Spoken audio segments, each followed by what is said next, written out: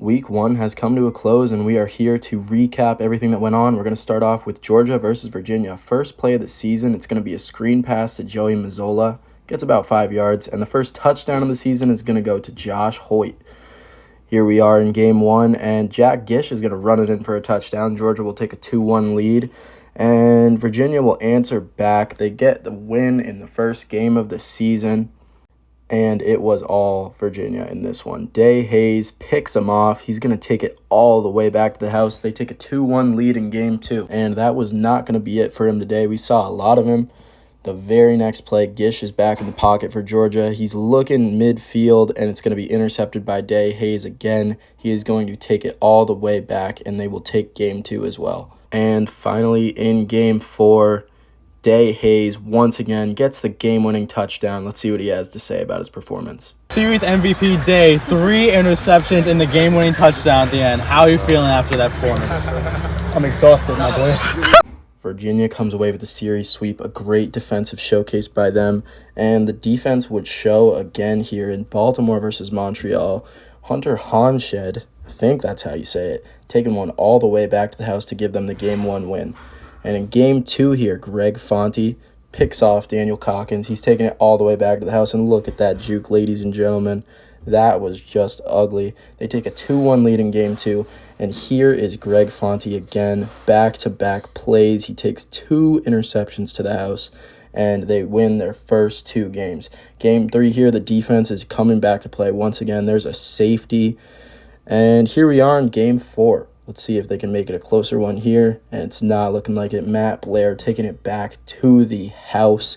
But Baltimore shows a little life. They get a couple touchdowns here, and just like that, it's going to be a 2-2 game in Game 4. And it's going to come down to the wire here. Baltimore driving down the field, and it's going to be another interception for them. Can he make the tackle to save the game? And it's just not going to happen for them. They show some life, but it is going to be a loss for them here. Greg Fonte takes home series MVP honors, but honestly, this was a great all-around team win. They had 6 touchdowns on defense, just crazy. And now we take it down to Rocky Top for Tennessee versus Jacksonville. Here in Game 1, deep ball for Sam Morris. He comes up with it. They get down to the goal line, and they're going to finish the drive with a rushing touchdown for Jeff Hens. But Game 1 was far from over. This was a great offensive showcase. Jaden Neptune scrambling out of the pocket. He's going to take it to the house for a rushing touchdown of his own.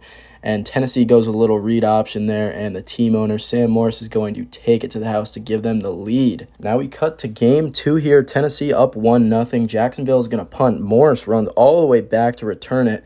And it's going to be a good return here, folks. He's going to get to about the 10-yard line before he gets taken down. So Tennessee will take over in the red zone here. And it's Kieran Jurgensen with a tight pass to Thomas Goodwin for the touchdown. Tennessee goes up 2-0. So we're in Game 3 now. And on the first play, it's going to be intercepted by Kieran Jurgensen. He will take it all the way back for a touchdown.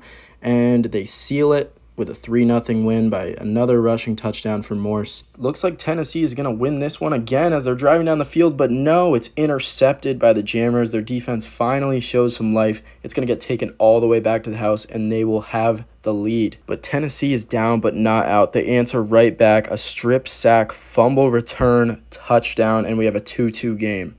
Jacksonville will have the ball back, and on the very first play, it's going to be an end-zone-to-end zone touchdown. The Jammers end on a high note. They get their first win here, and they are hype. Here's a little look at the standings before we get into our last matchup. It's going to be Washington versus Scranton. And the big storyline in this one is that both teams had trouble getting their players to show up to the field. So a lot of subs, a lot of new faces in this series, and the main one was undrafted rookie quarterback Jahira Seals. And man, he played quarterback for both teams and he showed out. Washington is up in the series 2-0 after the first 2 games. But Scranton would show some life in Game 3. It's another undrafted free agent signing, Rashad Nicholas, picking that one off, taking it to the house. And on their very first offensive drive, he's going to take a screen pass to the house. He looked very good in this one, leading the league in receiving. And just like that, Scranton's up 2-1. And he's also going to catch the game-winning touchdown. They take Game 3.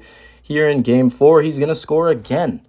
But here is the last play of that one. Washington does win the game, and they take the series 3-1. And more news for Scranton. Although they did lose the series 3-1, some huge news. They pick up both Jahira Seals and Rashad Nicholas after their amazing performances in week 1. So here's a look at the standings following week 1. Stay tuned for week 2. It's going to be a great one.